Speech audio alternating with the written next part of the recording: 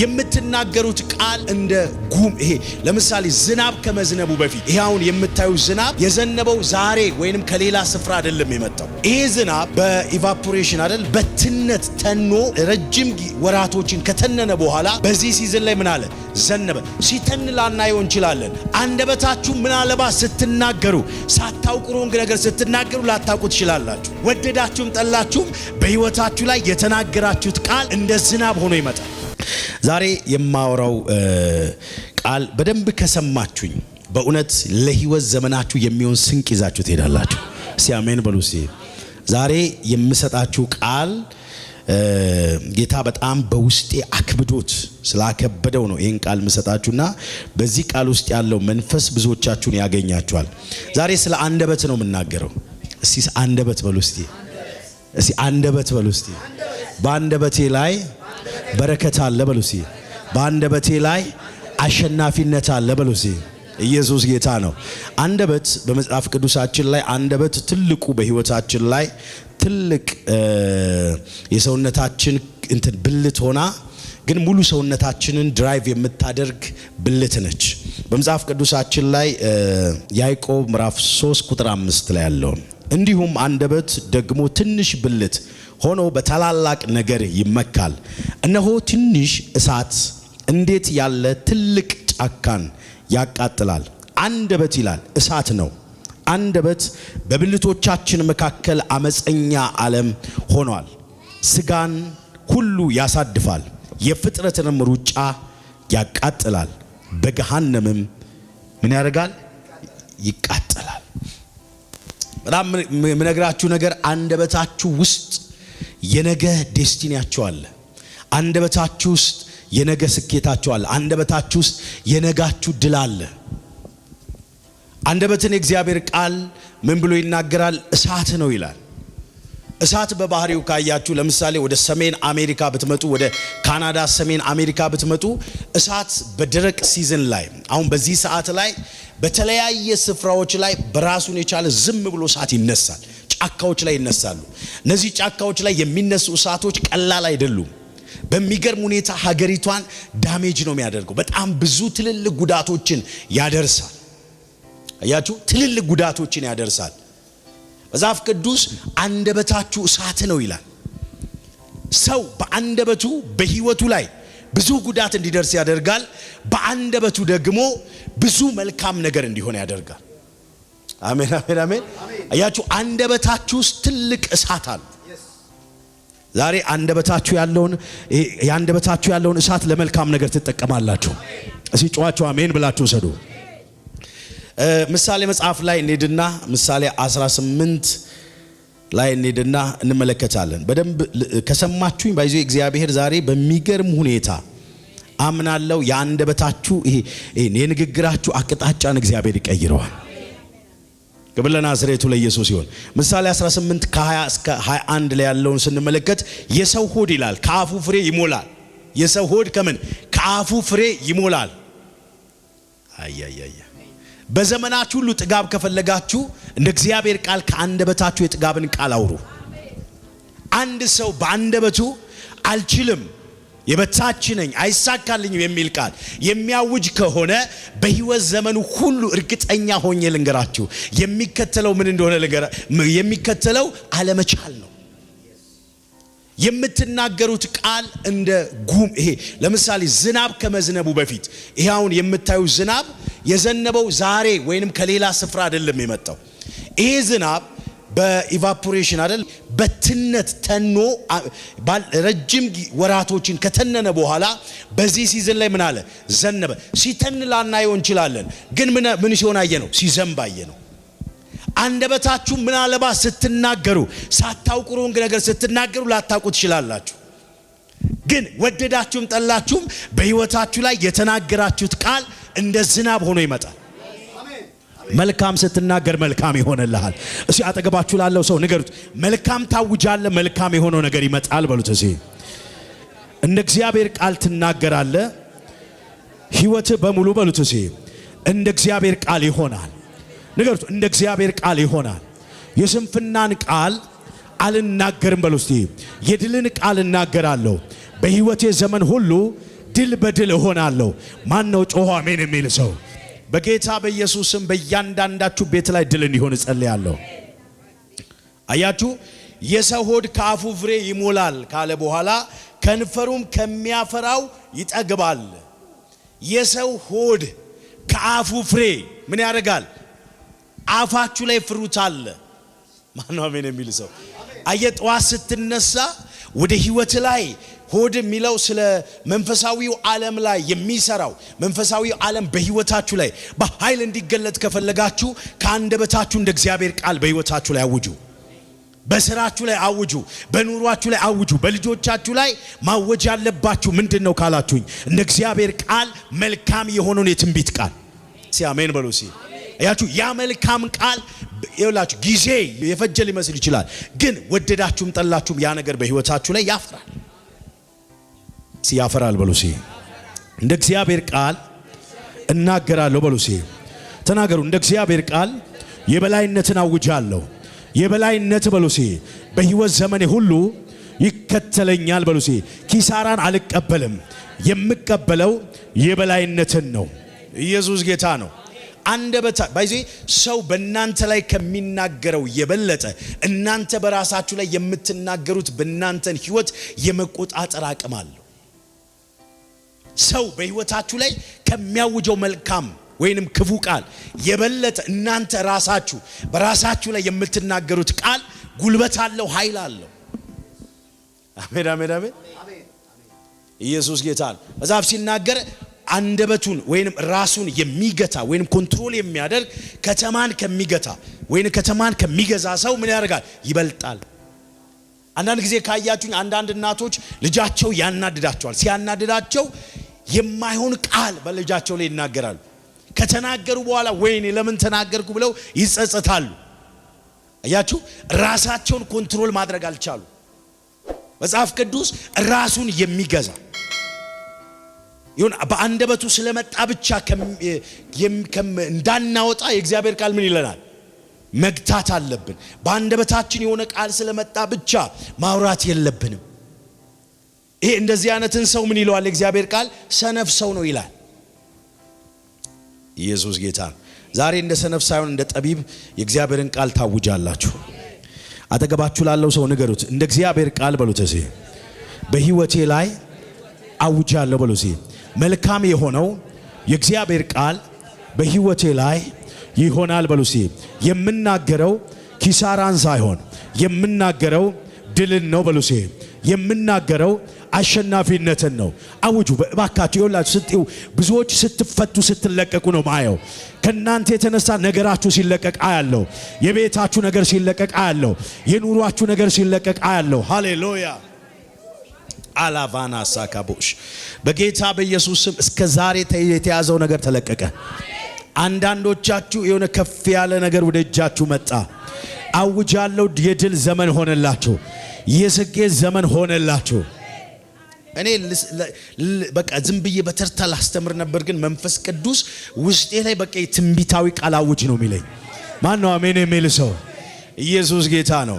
እና አንደበታችሁ ላይ ትልቅ ኃይል አለ። በራሳችሁ ላይ መጥፎ ነገር እንዳትናገሩ፣ ልጆቻችሁ ላይ መጥፎ ነገር እንዳትናገሩ፣ ህይወታችሁ ላይ፣ ስራችሁ ላይ፣ በእናንተም በሆኑ አቅጣጫዎች ላይ መጥፎ ነገር አትናገሩ። ኢየሱስ ጌታ ነው። ምናልባት አሁን ያላችሁበት የህይወት መንገድ አስጨናቂ ሊሆን ይችላል፣ ከባድ ሊሆን ይችላል። ከሁኔታው ይልቅ እግዚአብሔር የተናገራችሁን ያንን እያመጣችሁ በህይወታችሁ ላይ አውጁ። አሜን አሜን አሜን። አያችሁ ከሁኔታው ይልቅ እግዚአብሔር የተናገራችሁ ክብር ለናዝሬቱ ለኢየሱስ ይሁን። እዚህ ከሁኔታው የበለጠ በሉ እስቲ እግዚአብሔር በሉ እስቲ የተናገረኝን ያንን እናገራለሁ በሉ እስቲ። ክብር ለናዝሬቱ ለኢየሱስ ይሁን። እንደዚህ ይላል ምሳሌ ምዕራፍ 21 ቁጥር 23 ላይ ዋው አፉንና ምላሱን የሚጠብቅ ነፍሱን ከመከራ ምን ያደርጋታል? ይጠብቃታል። ምኑን? አፉንና ምላሱን የሚጠብቅ ባይዜ ምሳሌ መጽሐፍን አንብቡት። ምሳሌ መጽሐፍ ብዙ ጥበብን ትሰጣችኋለች። በህይወት ዘመናችሁ አንደበታችሁ እንዴት መጠቀም እንዳለባችሁ በብዙ ያሳያችኋል፣ ያስተምራችኋል። የእግዚአብሔር ሰው እስቲ አንብብልኝ ምሳሌ መጽሐፍ ምዕራፍ 21 ቁጥር 23 ላይ በደንብ ስሙ። ኢየሱስ ጌታ ነው። አፉንና ምላሱን የሚጠብቅ ምንና ምን? አፉንና ምላሱን ምን የሚያደርግ? የሚጠብቅ። እሺ ነፍሱን ከመከራ ይጠብቃል። ነፍሱን ከምን? ከመከራ። አንደበታችሁ ላይ ምላሳችሁ ላይ ምን አለ ማለት ነው? መከራ ስላለ የመከራን ቃል አትናገሩ እያለ ነው እግዚአብሔር ቃል። በህይወታችሁ ላይ መከራን የምትስቡት አለመሳካትን የምትስቡት በምናችሁ ነው? በምላሳችሁ ነው። መልካምን ስታውጁ ሃሌሉያ። እሺ መልካምን አውጃለሁ በሉ። እጆቻችሁን ከፍ አድርጉና መልካምን አውጃለሁ በሉ። ከዚህ ቀን ጀምሮ ኪሳራን በሉ አልናገርም በሉ። የምናገረው በሉ የበረከትን ቃል ነው፣ የድልን ቃል ነው በሉ። ሃሌሉያ። እሺ ቀጥሎ ምን ይላል? አያችሁ ኩሩና ተወዳጅ ሰው ፌዘኛ ይባላል። እርሱ በትዕቢት ቁጣ ያደርጋል። ታካች ምኞቱ ትገድለዋለች።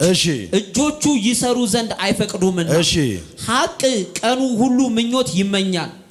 ጻድቅ ግን ይሰጣል አይሰስትም። እስቲ አሜን በሉ። አሜን። አንደበቴን እጠብቃለሁ በሉ። አንደበቴን እጠብቃለሁ። ድገሙና አንደበቴን በሉ። አንደበቴን ለክፉ ለጠላት ሐሳብ አልሰጥም በሉ። እኔ በሉ አንደበቴን እንደ እግዚአብሔር ቃል ብቻ እናገራለሁ በሉ። የበላይነትን ብቻ ነው ማውጀው። ኪሳራን በሉ አልናገርም። ማን ነው አሜን የሚል ሰው? አሜን። ይኸውላችሁ እኔና እናንተን እግዚአብሔር ቃል ሲናገር ጠቢባኖች ናችሁ ነው የሚለን። መጽሐፍ ሲናገር ስለ ጠቢብ አንደበት ሲናገር የመጀመሪያው ጠቢብ ሰው ማን ነው ካላችሁኝ፣ የጥበብ ሁሉ መጀመሪያ እግዚአብሔርን ምን ማድረግ ነው? መፍራት ነው። እኔና እናንተ እግዚአብሔርን የምንፈራ ሰዎች ስለሆንን ከአንደበታችን የሚወጣው ቃል ሁሉ የጥበብ ቃል ነው እንጂ የስንፍና ቃል አይደለም። ያ የጥበብ ቃል ደግሞ የማ ቃል ነው? የእግዚአብሔር ቃል። ያ የጥበብ ቃል ደግሞ ከሁኔታ ተነስተን የምንናገረው ቃል አይደለም። ከኔ ጋር ናችሁ? ከምን? ከሁኔታ ተነስተን የምንናገረው የምናውጀው ቃል አይደለም። አጠገባችሁ ላለው ሰው ንገሩት፣ ከሁኔታ አልፌ ሄጃለሁ በሉ። አላባሽካ የጠቢብ አንደበት እንደ እግዚአብሔር ቃል ብቻ ምን ይላል? ይናገራል። የጠቢብ ምን አንደበት ሁኔታው ምናልባት የማይመስል ሊሆን ይችላል። ኢየሱስ ጌታ ነው። በጌታ ፊት አንድ ሚስጥር ልንገራችሁ። ዛሬ እዚህ የደረስኩበት ምንድነው ሚስጥር ካላችሁኝ፣ የምናገረው የአንደበቴ ቃል ጧት ስነሳ የማውጀው የኪሳራን ሳይሆን የበላይነትን ቃል። መጽሐፍ ሲናገር ቀኖች ምንድናቸው? ክፉ ናቸው ይላል። እነዛ ክፋት ይውላችሁ፣ የቀኑ ክፋት ሳይቀድማችሁ እናንተ ቀናችሁ ላይ ምን በሉ? ቅደሙ። በምንድነው የምትቀድሙት? በቃላችሁ። መጽሐፍ ሲናገር አያችሁ፣ አንደበት ይላል የፍጥረትን ሩጫ የመግታት አቅም አላት። ትገታለች የሌላውን ሰው አቅም፣ ጉልበት፣ የራሳችሁንም የመግታት አቅም አላት። መጽሐፍ ቅዱስ የምትናገሩት ቃል ለምሳሌ ቀኖች ክፎች ናቸውና ዘመኑን ምን አድርጉት? ዋጁት። የምትዋጁት እንዴት ነው? ለምሳሌ መንፈሳዊው ዓለም ላይ ገንዘባችሁ አንደኛው ከረንሲ ምንድነው ካላችሁኝ፣ ቃላችሁ ነው። የመንፈሳዊው ዓለም ከረንሲ ምንድነው? እስኪ ቃል በሉ። አያችሁ፣ ትልቁን ቃል ስትናገሩ ትልቅ ነገር ወደ ህይወታችሁ ይመጣል። አያያይ ማን ነው ጮኸ አሜን የሚል ሰው? እጆቻችሁን ከፍ አድርጉና አንደበቴን በሉ እንደ እግዚአብሔር ቃል ብቻ በሉ እጠቀማለሁ የሚል ጮኸ አሜን ብሎ ይወስዳል። የጥበብ ሰው አንደበት የስንፍና ቃል ከአንደበቱ ምን አትልም አትወጣ። የምታውጀው የምትናገረው የእግዚአብሔርን ቃል ነው። ያ የእግዚአብሔር ቃል ደግሞ በህይወት ዘመናችሁ ሁሉ ምን ይከተላችኋል። ወዳጆቼ አሁን ያላችሁበት ምንም ይሁን ከዛ ተነስታችሁ አታውጁ። ኔቨር በፍጹም። እርግጠኛ ሆኜ ልንገራችሁ፣ ቅድም ብያችኋለሁ፣ ከሰማይ ዝናብ የሚወርደው ዝም ብሎ ከሆነ ስፍራ መጥቶ አይደለም። የዘነበው ምድር ላይ ያለው እርጥበት ምን እያደረገ እየተኖ ነው። ከተነነ በኋላ ነው የሆነ ሲዝን ላይ ምን ሆናል? ይጠቁራል።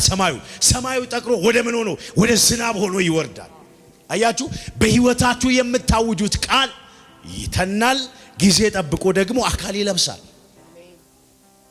ከኔ ጋር ናችሁ? ጊዜ ጠብቆ እስቲ ማን ነው እጁን ከፍ አድርጎ ዛሬ በሉ እስቲ የምናገረው ቃል በሉ እስቲ እንደ እግዚአብሔር ቃል ብቻ ነው በሉ እስቲ የስንፍናን ቃል በህይወቴ ላይ አልናገርም በሉ እስቲ።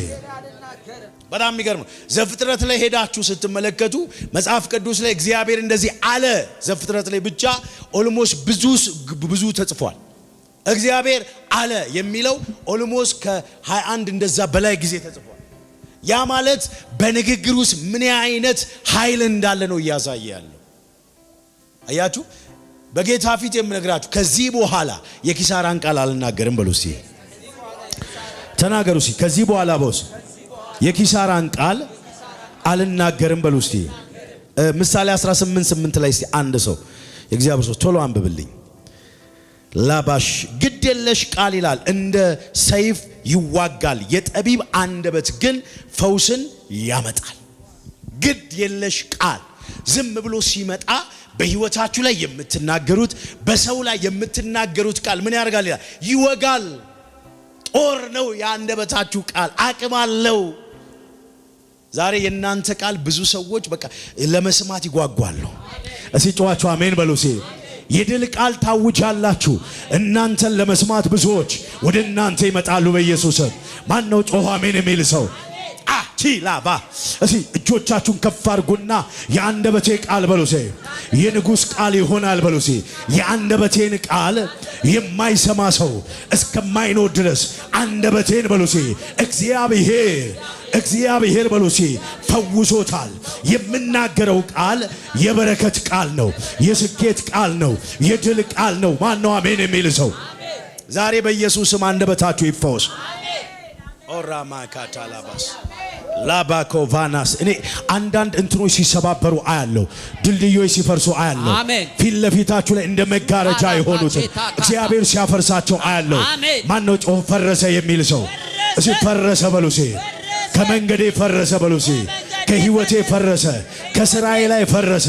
ጠላት ያስቀመጠው ሰዎች ያስቀመጡት እኔም ባለማወቅ ያስቀመጥኩት ዛሬ በሉ እስቲ ገደብ በሉ እስቲ በጌታ በኢየሱስ ፈረሰ በሉ እስቲ። ማን ነው ጮኻ አሜን የሚል ሰው? ሄይ ማላካቫናስ እኔ ሲፈርስ ነው የማየው። ዛሬ ገደቦች ፈረሱ በኢየሱስ።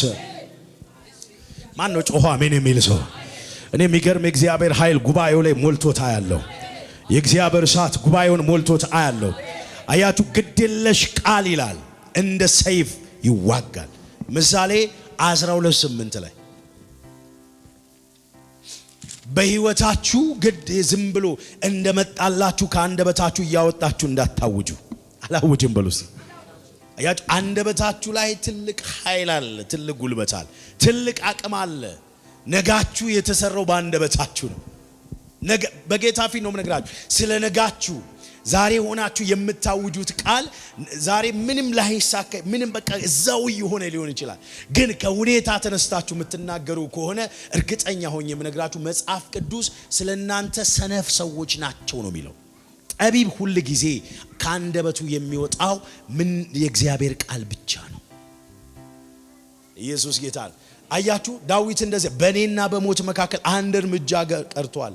ሞት እኮ ኦሬዲ ሞች ያለው ማለት የሚችልበት ምዕራፍ ላይ ግን ስለ ሞት አይደለም እግዚአብሔር ጣልቃ ገባለት። አሜን አሜን አሜን።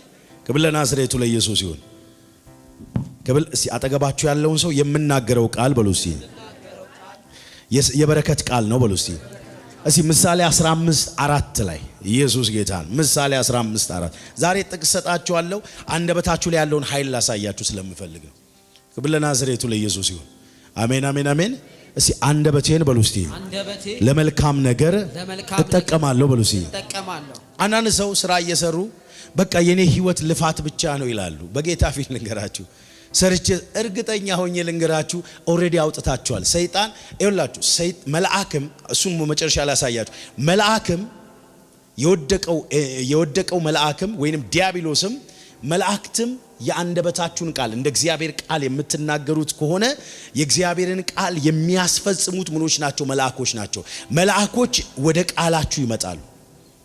አያችሁ አንደበታችሁን ቃል ለማስፈጸም መልአኮች እንደማስትናገሩ እንደ እግዚአብሔር ቃል ግን የሰነፍ ወይንም ዲመኒክ የሆነ ቃል ስታውጁ ያን ቃል ለማስፈጸም ደግሞ ምኖች ይመጣሉ? የወደቀው ኤንጅል ይመጣል፣ መልአክ ይመጣል። አያችሁ፣ መልአክም ዲያብሎስም ሰይጣንም የአንደበታችሁን ቃል ላይ ተደግፎ ነው የሚሰሩ። መልአኮች እንደ እግዚአብሔር ቃል ስትናገሩ ያለውን ያንን ምን ለማድረግ ለማስፈጸም ይመጣሉ። የወደቀው መልአክም ደግሞ የምትናገሩት ሮንግ ከሆነ እኔ አይሳካልኝም ካልሽ እየሮጠ ወደ ቤታችሁ ይገባል።